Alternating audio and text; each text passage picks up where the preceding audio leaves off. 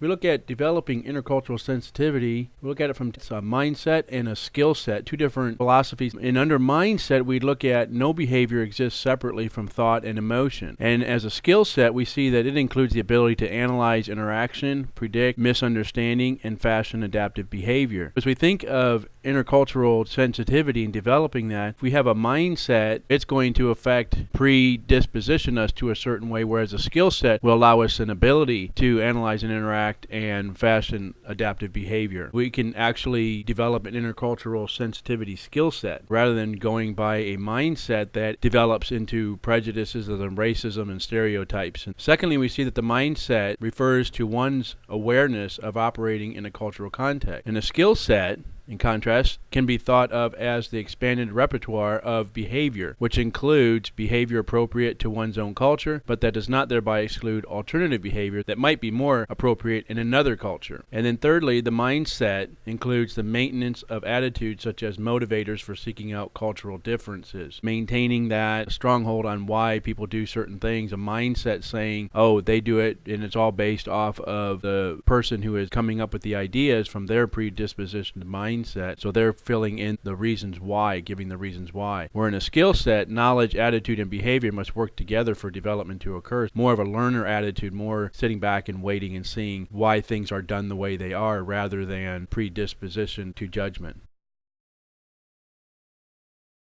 We can also look at culture from an objective view as well as a subjective view of culture. Under objective culture, it refers to the institutional aspects of culture, the idea of things like political and economic systems, and to products of culture, art, music. Where in a subjective culture, it really refers more to the experiences of the social reality formed by a society's institutions. In other words, the worldview of society's people. You're really looking at more subjective, more fluid, dynamic, things that are changing, adapting, rather than an objective cultural view, looking at things that a culture is governed by in their political situation, their social structure, how laws are enacted. Another area is objective culture, though it is good for understanding the cultural creations of other groups, but it's not necessarily very useful in the workplace and working with diverse groups. You can understand and know knowledge-wise that's what it is, but in a subjective understanding of culture, it's the key to comprehending the juncture between global and domestic diversity, thereby being able to see and gain an appreciation of diverse cultures, and thereby not trying to fit everybody into a certain mold, but allowing there to be diversity and differing opinions and different views on looking at things. Thirdly, objective culture is internalized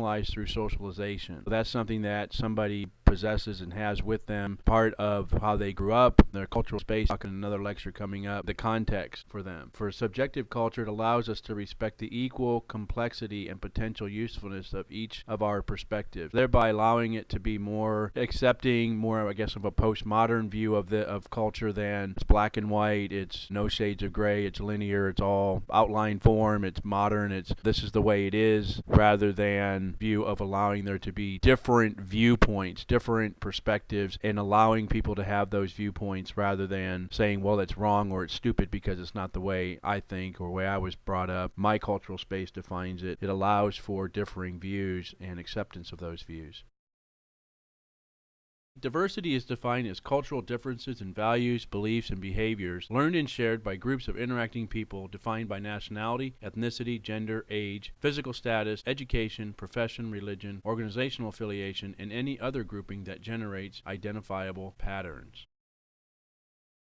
On this slide here, we'll look at the developmental model of intercultural sensitivity. First, we'll look at the ethnocentric stages, and then we'll move over to the ethnorelative stages. In the ethnocentric stages, one's own culture is experienced as central to reality in some way, sort of the center of the universe. First stage in ethnocentric stages, coming to intercultural sensitivity, is denial, where one's own culture is experienced as the only real one, and consideration of other cultures is avoided by maintaining psychological or physical isolation isolation from differences. Then moves into the defense stage, where one's own culture or an adopted culture is experienced as the only good one, and cultural differences are denigrated. Then into the minimization stage. This is where elements of one's own cultural worldview are experienced as universal, so that despite acceptable surface differences with other cultures, essentially those cultures are similar to one's own. Then as you look at the ethno-relative stages, this means that one's own culture is experienced in the context of other cultures. So here we see acceptance. With acceptance, other cultures are included in experience as equally complex but different constructions of reality. Then the adaptation stage, one attains the ability to shift perspective in and out of another cultural worldview. Thus, one's own experiences includes the different culture experiences of someone in another culture. And then into integration, or even assimilation, one's experiences of self is expanded to include movement in and out of different cultural worldviews.